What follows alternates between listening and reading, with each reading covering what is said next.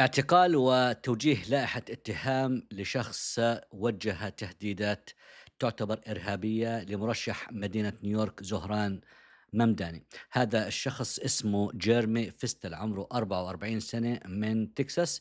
كان يرسل إيميلات وفويس ميل لزهران ممداني خلال شهر 6 وشهر 7، وفيها تهديدات طبعا تتعلق بأنه مسلم وأنه مهاجر، وتهديدات يعني عنيفة جدا مش راح أذكرها في هذا الفيديو. بالفعل تم اعتقاله في تكساس، وطبعا نقله إلى كوينز في مدينة نيويورك. وجهوا له لائحة اتهام من 22 تهمة، طبعا فيها 4 تهم تتعلق بتهديدات إرهابية.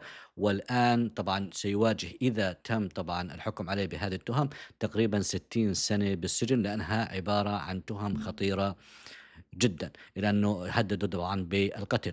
الآن تم طبعًا إطلاق سراحه على كفالة مقدارها $30,000، وعنده محكمة قادمة في شهر 11.